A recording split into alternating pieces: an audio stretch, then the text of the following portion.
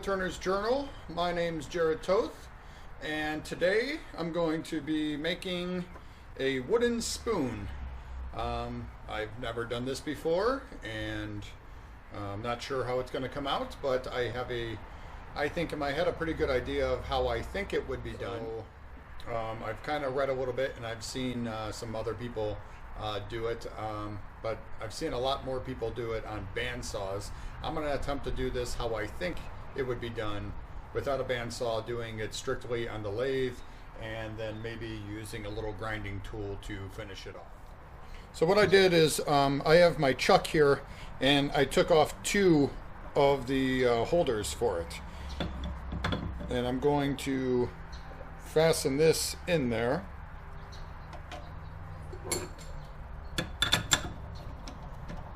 This may work what I'm doing, or it may be a disaster. I don't know, but I'm going to try to do it. We will see. Move that up a bit.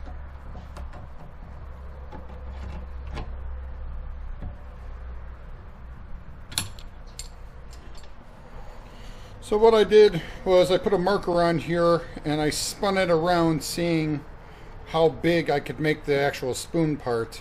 My first attempt was this outside line, but you can see it just went off the edge because this isn't a square block here. So I need to come in a little bit. I'm going to use the second circle. That just marked where I can go, and I'm going to try to clean up some of this outside here.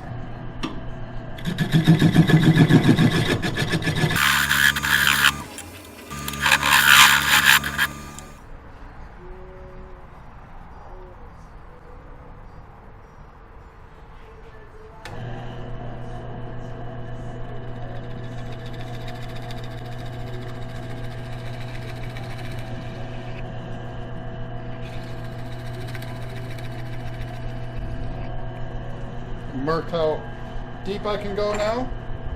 I'm going to start carving out my spoon.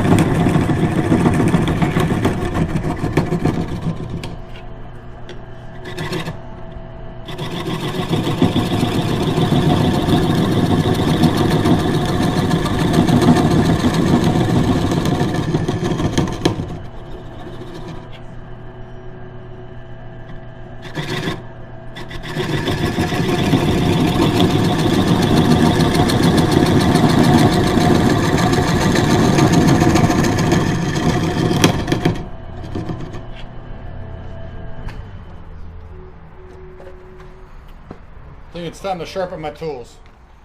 Okay, tools should be sharp. Let's try this again.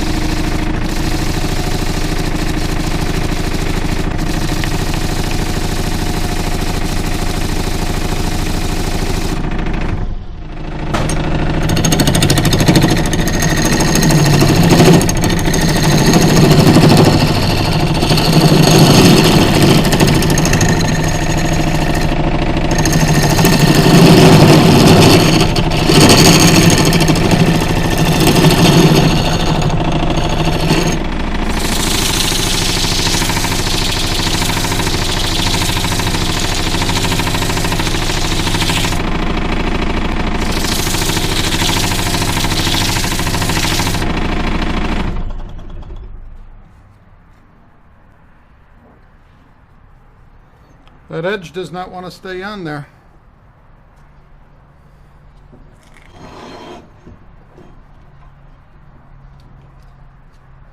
Not going to fight it. I'm going to take it off.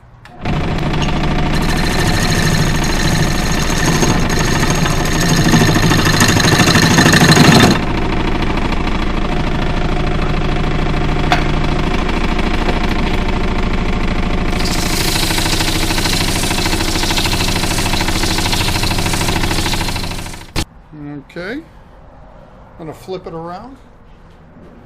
All right, start shaping it. I'm going to take down to the handle.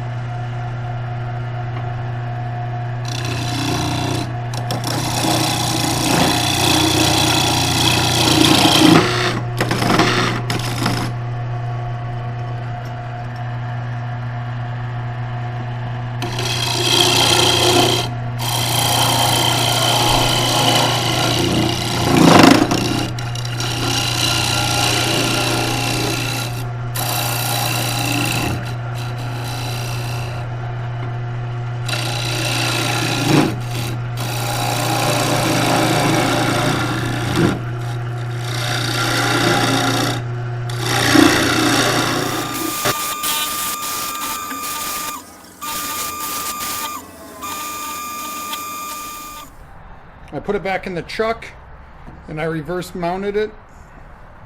Now I'm going to round out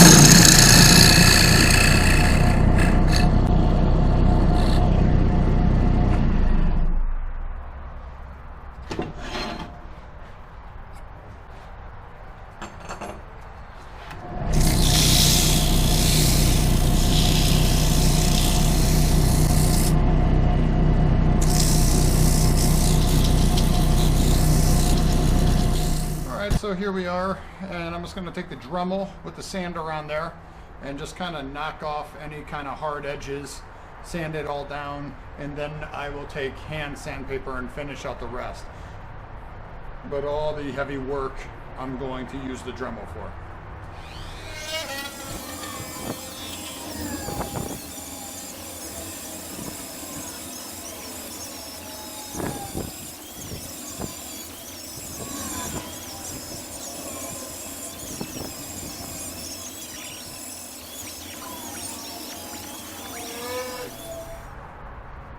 When we come back, I'll have sanded the rest of this, smoothed it out, and then I'll apply some salad bowl finish on it. Okay, here we are. It's all sanded down, and I like the shape of it. Looks pretty good. So now I'm going to apply salad bowl finish oil to it, and then let it dry. And then when we come back from that, I will show you. I'll give you some tips on the Beall Buffing System if all of you are familiar with it. I just got it a week ago, and by all means, I recommend it. I'm not being endorsed to say that. It's amazing. It's a game changer. The finishes that you get on your projects, it's unreal. I actually want to go back. I already started, and I started buffing out some of my old projects because it is such a beautiful glossy finish when you do it right. So there's tons of videos on the Beall Buffing System online, but from what I've seen, there was some things that they left out, and I just wanted, I'll do it really fast and just kind of show you. It's nothing major, but it was stuff that I wish that that they would have explained on their videos. So anyways, I'm going to apply the salad bowl finish oil,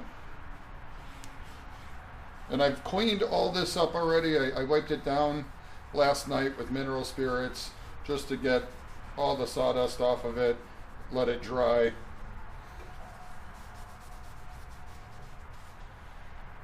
And I'm wearing gloves.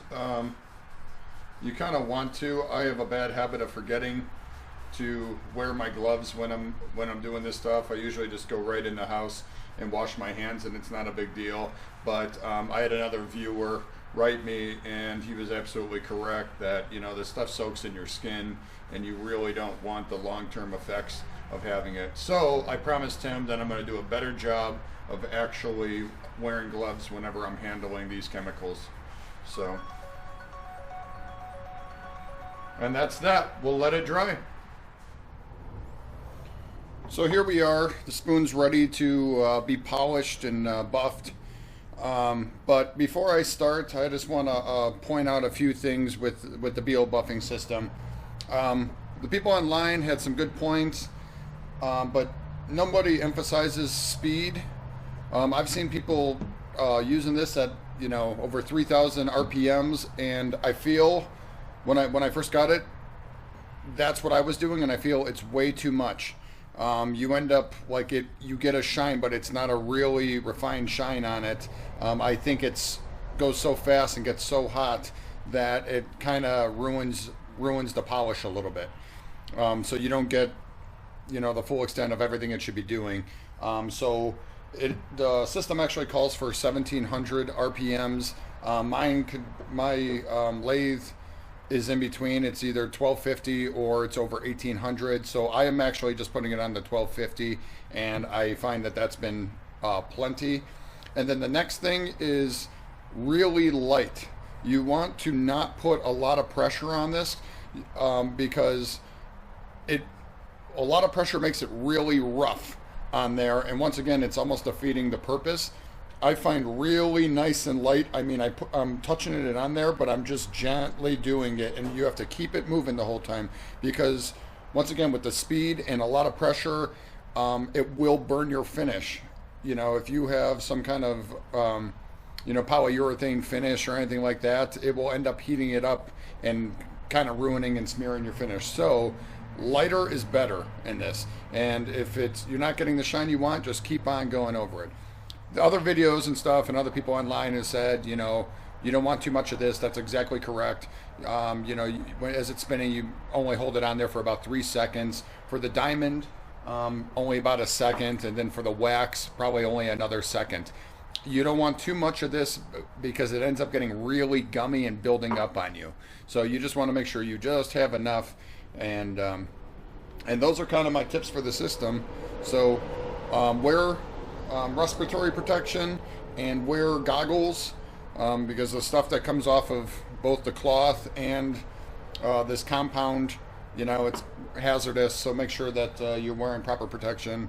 And without further ado, let's get this thing polished up.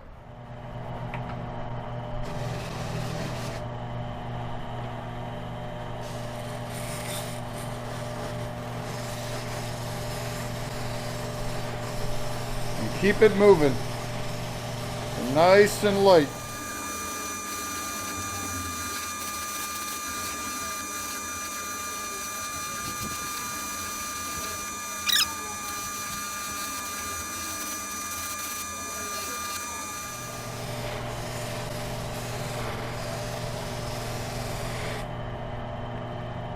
You already see this thing starting to shine.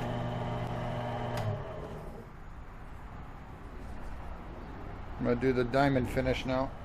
Here we are with the diamond once again. That's about all you need. And just nice and light. The diamond's about 1,000 grit. You don't want to apply too much pressure and overdo it. It ends up becoming rougher than that.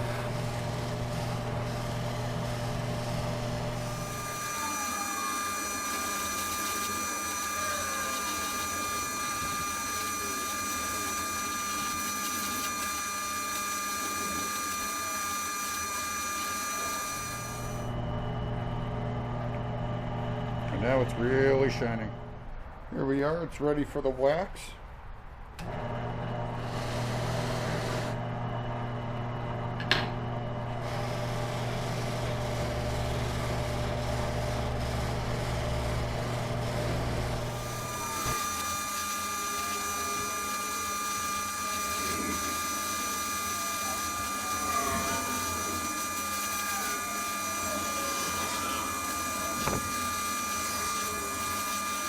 And there it is. This thing is amazing. Well, there you have it. My first attempt at a wooden spoon, and I think it came out really great. I'm pretty happy with it. And thank you for watching my video. Don't forget to subscribe to my channel. Check out my website, woodturnersjournal.com. And I'd also like to take this time to thank everybody out there for their support, watching my videos, the great emails I've been getting and messages, and just overall, like, the great comments. And continue watching, please. Thank you. And that's it. Thank you very much.